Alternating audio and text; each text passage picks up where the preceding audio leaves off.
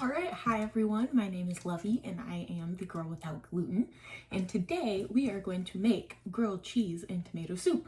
My husband, he got home from his business trip maybe like 2 days ago I think, and he requested tomato soup and grilled cheese, and I am more than happy to oblige.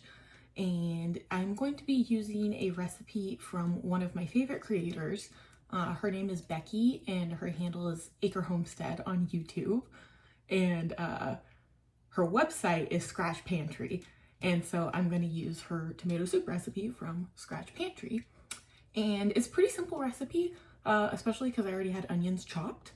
So honestly, there's not going to be a ton of like hand-long stuff. It's mostly just going to be simmering away and waiting for it to cook. So we are going to start with our soup. We're going to start by sauteing our onions. So we're just gonna go ahead and use our big Le Creuset here, and I think I'm gonna be out of frame, so I'm gonna stop talking. Oh, apron. I got this apron for Christmas from my brother-in-law. All right, so we're gonna go medium heat and then just sauteing our onions in a little bit of butter and a little bit of olive oil. Now, because we're gonna be making tomato soup, and I don't want to stain my nice wooden spoons, I'm going to use my ugliest wooden spoon for this project.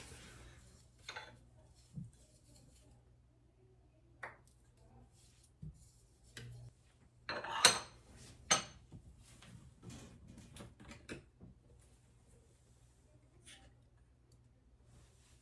might have been a lot of olive oil.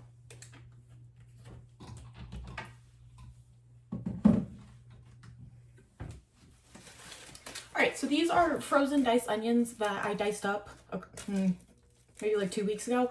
And then these are sliced onions that I sliced up a long time ago. This recipe calls for 2 large onions. I'm just going to use whatever I have, honestly, because I know I'm going to have soup left over and I'll need to freeze it, and I need the freezer space. So that's what we're doing. And then we will immersion blend this after it's done like simmering and all that. So I'm not even gonna worry about the fact that some of the onions are diced and some of them are sliced. I'm just gonna YOLO.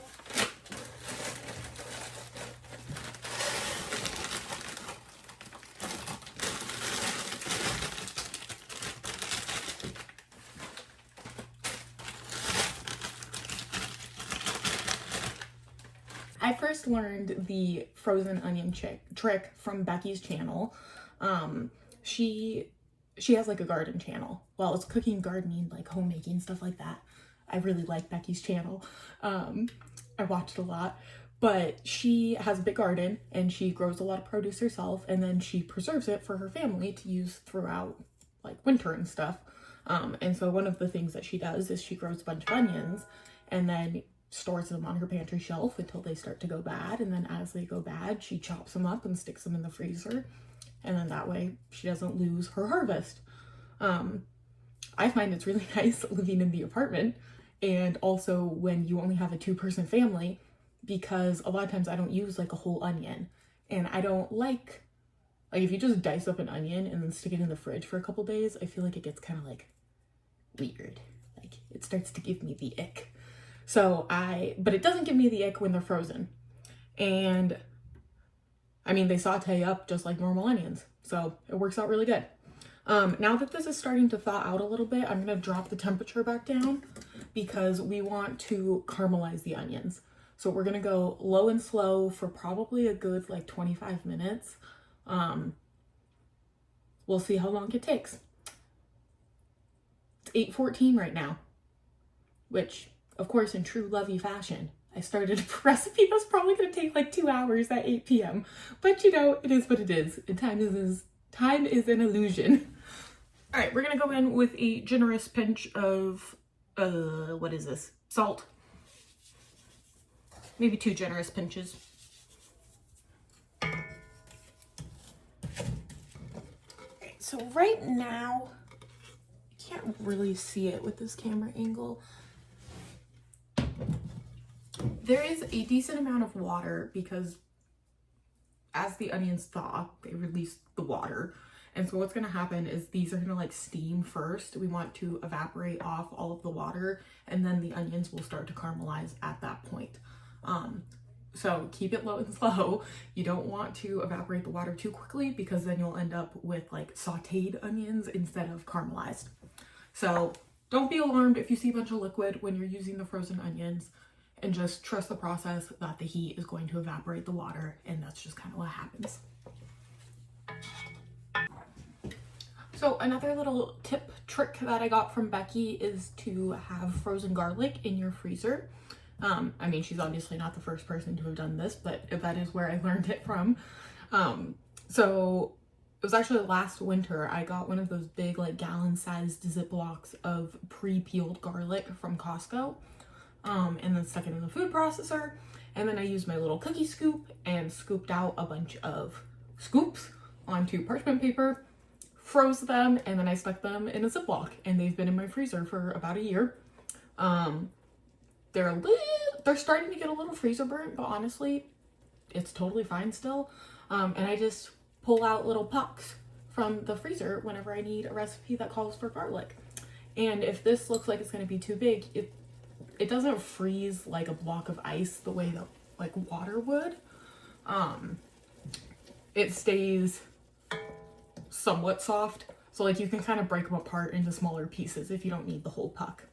But it's been really nice. It's gotten me away from having jarlic, which I don't mind jarlic. I don't have anything against it, but this is definitely better quality. And it's just as easy and convenient because all I have to do is grab something out of my freezer versus out of my fridge. And it doesn't really make a difference. So I have really been enjoying this. I am definitely going to do it again when I run out, which I will pretty soon here. But I will probably only make half of the garlic into garlic pucks. And I'll probably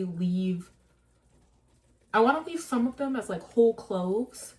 And then I want to do garlic confit, because it's been a really long time since I've made that, but it's really good. All right, so my onions have now gotten to the point where all of the liquid is melted. It started simmering a little bit, so I just turned the temperature down again.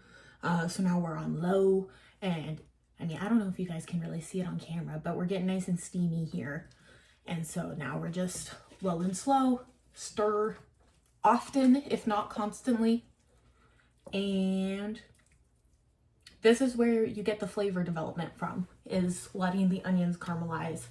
And this recipe is really interesting to me because it is very, very simple. Like, it's really just onions, garlic, tomato, salt, pepper, basil, and then you can add cream if you want. But because it's very simple, that's where technique is important, because like you only have onions and tomatoes pretty much where you're getting flavor from. So if you don't take the time to caramelize your onions properly, then one of your main flavor profiles is going to be mediocre.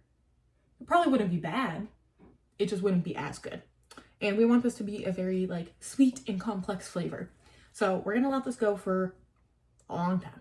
So it's been maybe 15 minutes-ish that I've been actually sauteing vegetables. The water is starting to evaporate. It's almost gone. The onions are starting to get translucent, and we're making good progress. But I would say we're probably like halfway done.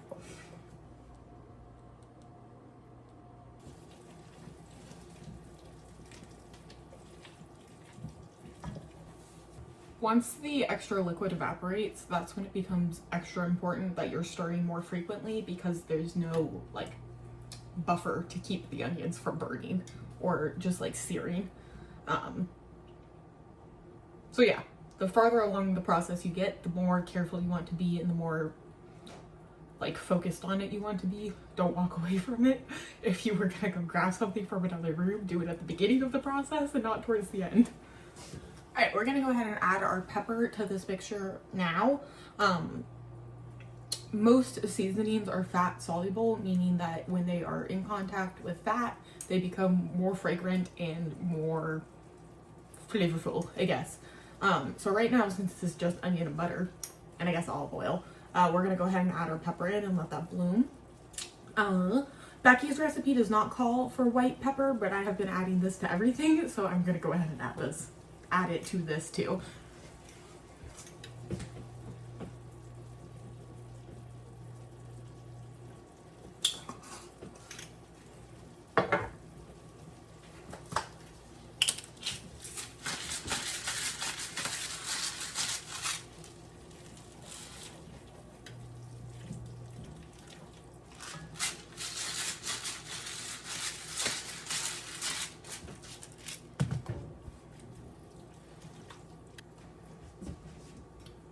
You can see the color is starting to get a little bit darker. I mean, part of that is that I just added pepper to it. But we're making good progress. I think there's probably about 10 minutes left, maybe.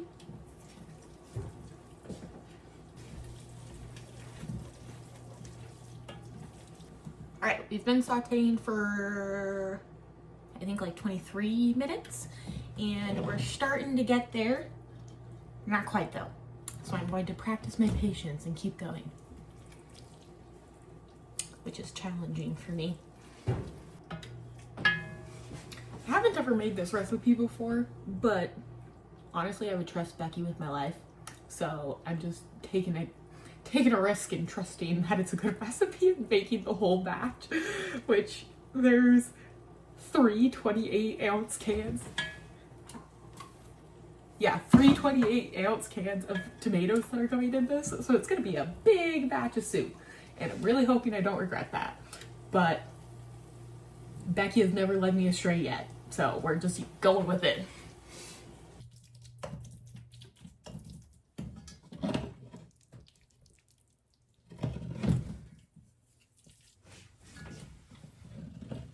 Okay.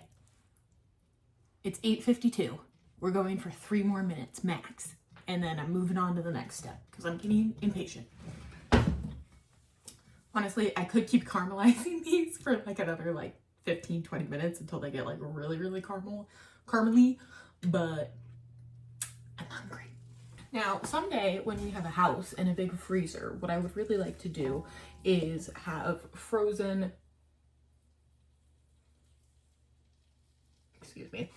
frozen pre-chopped onions in my freezer, and then also have caramelized onions that are in my freezer. Because you can caramelize them and then freeze them, and then when you pull them out of the freezer, you don't have to sit here and caramelize them for 45 minutes. You could just toss them in and have them be caramelized. Which, honestly, if I had caramelized onions in the freezer and confit garlic in the freezer, this recipe would come together in like half an hour, and it would be dank. So, I'm thinking if this turns out good, then I might try to do some caramelized onions and keep them in the freezer. And then next time I make it, I could use those. All right, this is where we got. I'm gonna call it good. I'm gonna go ahead and add my minced garlic, and then the recipe says to just let the garlic saute for like a minute until it's fragrant, and then add the tomato sauce, and to not let the garlic brown. So that's what we're gonna do. Also, look at these cute little bowls my mom got me. They are like crusade, and they match my other things, and they're really cute, and I like them.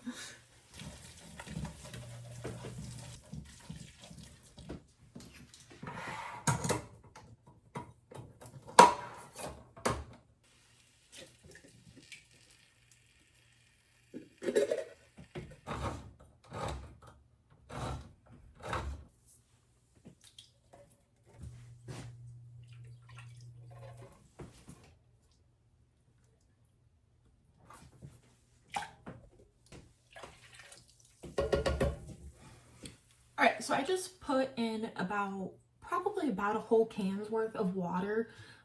There was a lot of like tomato puree stuck to the sides of the can, so I just kind of used a little bit of water to get that out, dumped it in here. This is pretty thick, and so I think it's fine that I added more water. But also, this is now going to simmer for 45 minutes.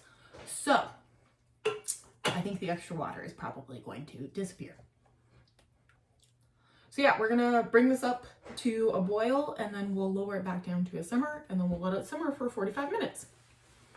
All right, so this is starting to simmer now.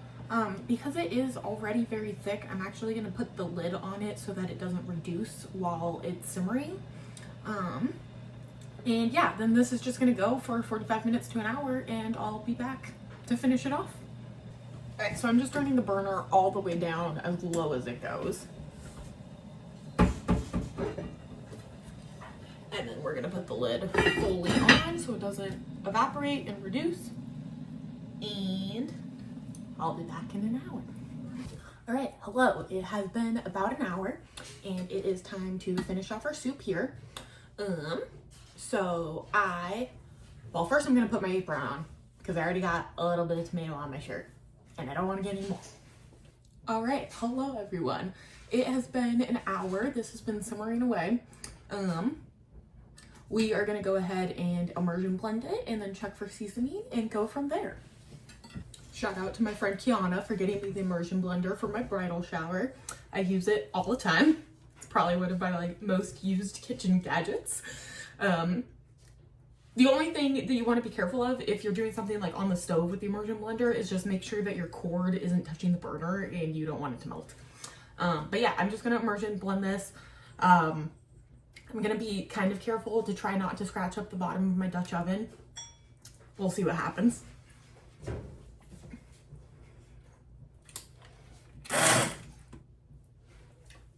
Okay, already making a mess.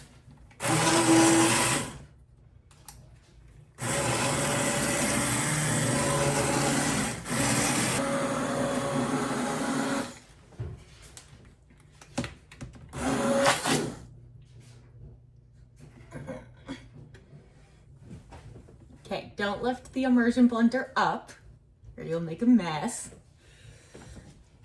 In fact, I'm gonna put the lid back on my salt.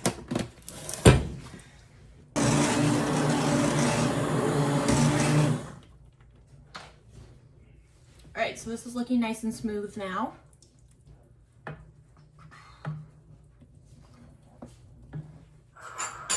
And my little tasting bowl here. No, honestly, only me and my husband are gonna eat this. So I don't know why I'm really bothering with the tasting bowl.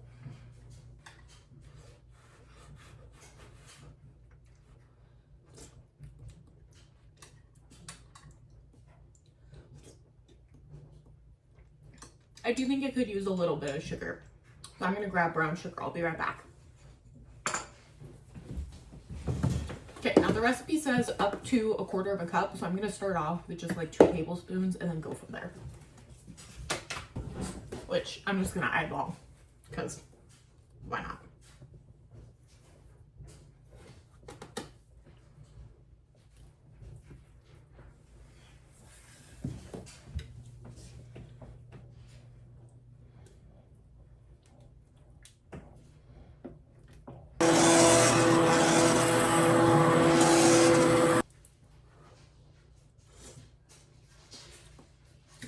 Yeah, it's better.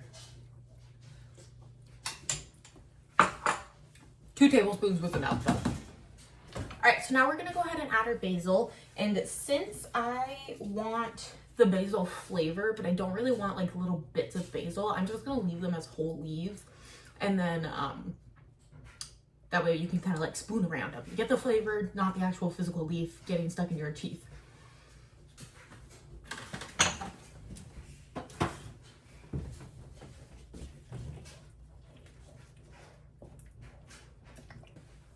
Now, if this was just for me, I would probably stop here, but my husband definitely likes heavy cream and stuff, so I'm gonna go ahead and add a little bit of that. And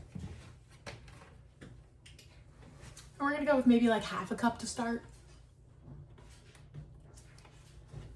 I believe Becky's recipe calls for 1/2 and 1/2, but I don't have 1/2 and 1/2, and I'm kind of running low on milk, so I'm not gonna make 1/2 and 1/2 with my heavy whipping cream. So I'm just gonna go ahead and just add heavy whipping cream. Call it good. I think a little bit more than that though.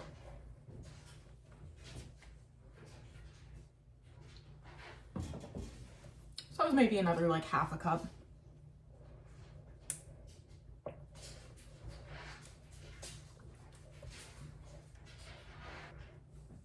All right, now I think this is all done.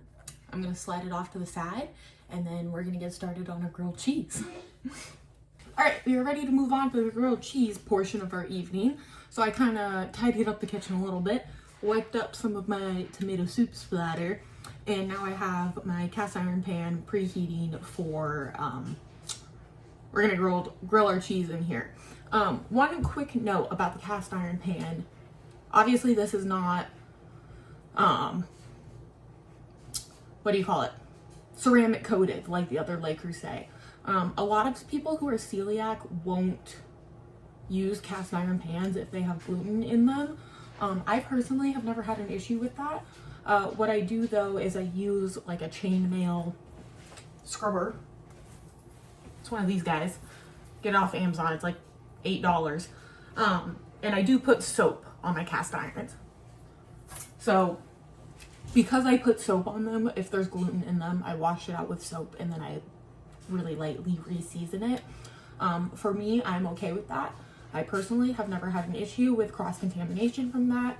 I know some people won't risk it. It's up to you. Today I am gonna make my grilled cheese in here though, and then also make my husband's grilled cheese in here. But because of the cross-contamination, I'm gonna make mine first, and then I will go on and make his. So first, we need to grate some cheese. Not grate it, we're gonna slice it. And then we need mayonnaise. I think that's kind of it. That's all I can think of right now. Alright, so to slice the cheese, I'm just going to use the slicer side of my box grater. Hopefully I don't slice any fingers off this time. And this is a fancy cheese, smoked Gouda. No, smoked Gruyere. This is a slightly less fancy cheese from Walmart. And then this currently is my favorite like store-bought gluten-free bread. It's the Franz Deli style. This is a sourdough. They also make, I think it's like brioche. Pretty sure it's brioche. It's super good. Like, I had Gus try this and he was like, if you didn't tell me that was gluten-free, I don't think I would have noticed it was gluten-free. And I was like, oh my gosh, this is amazing. Oh, one other thing. So since my sandwich is going to be done first and I want it to be still warm when I sit down to eat with Gus, I'm going to pop a plate in the toaster oven just on warm for like 5 minutes. And then when I'm done making my sandwich, I'll plop it in there and it will stay nice and toasty while I make Gus's, and then we'll be able to sit down and eat together.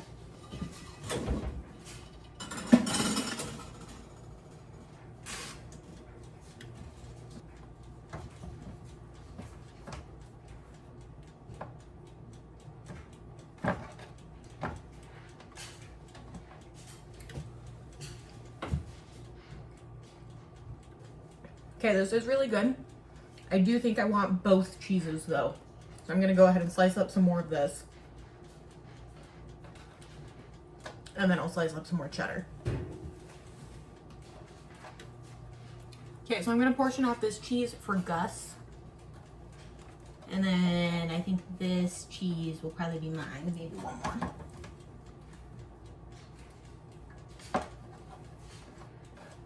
I'm probably going to slice up a little bit more than I need just because that way I'll have it and I won't have to slice more.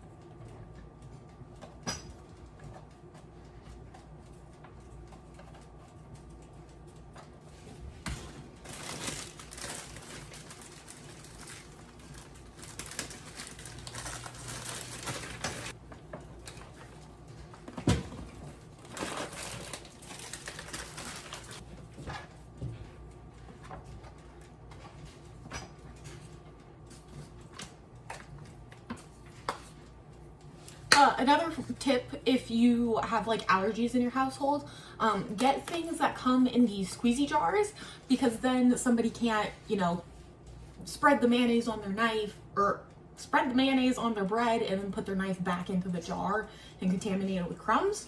If it's in a squeezy jar, can't do that because you don't put your knife in it.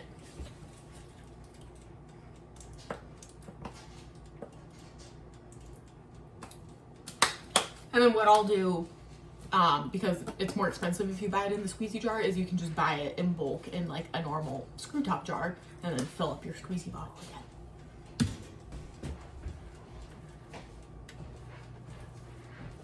Alright, so I'm gonna go ahead and put my bread in the pan, mayonnaise side down.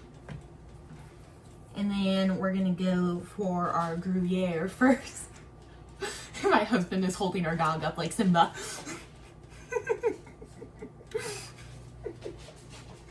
I love you, honey.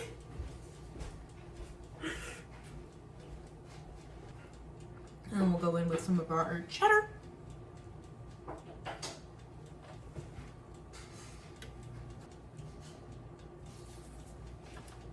And then we're gonna go ahead and top it with our second slice of bread, again with the mayonnaise facing out.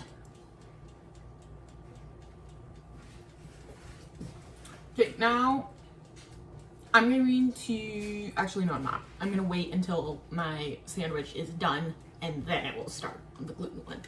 So I don't gluten myself in my own household. Not that I've ever done that. I think to ensure that our cheese gets all melty, we're gonna go with the lid. Yeah, that'll work.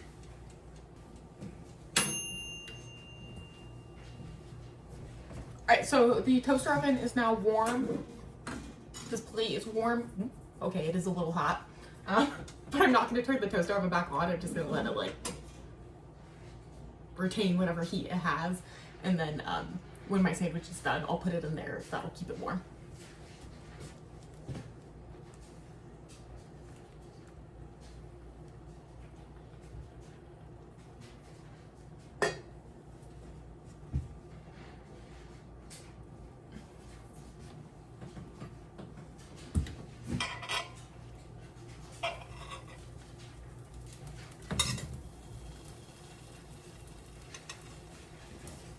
That went much more smoothly than I was anticipating.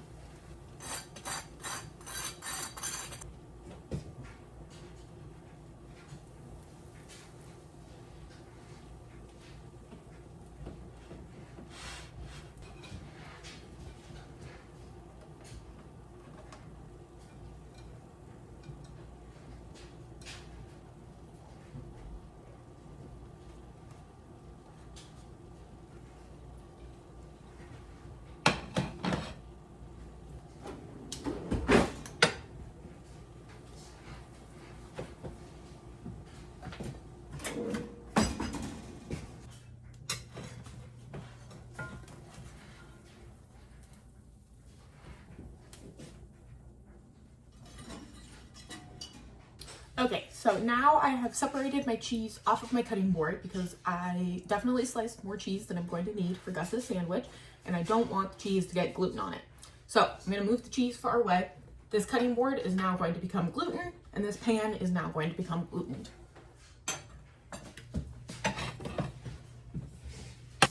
And then Gus requested 3 sandwiches because these are pretty small. They're little slices.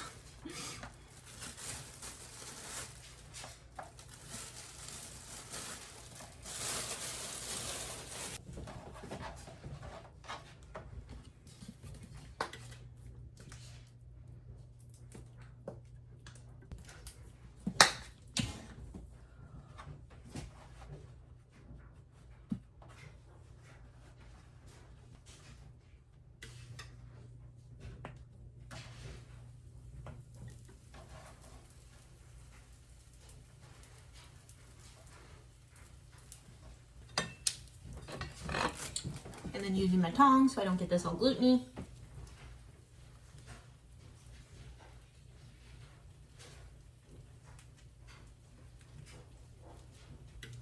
And I'm just being careful not to touch my tongs to the bread because that defeats the purpose then.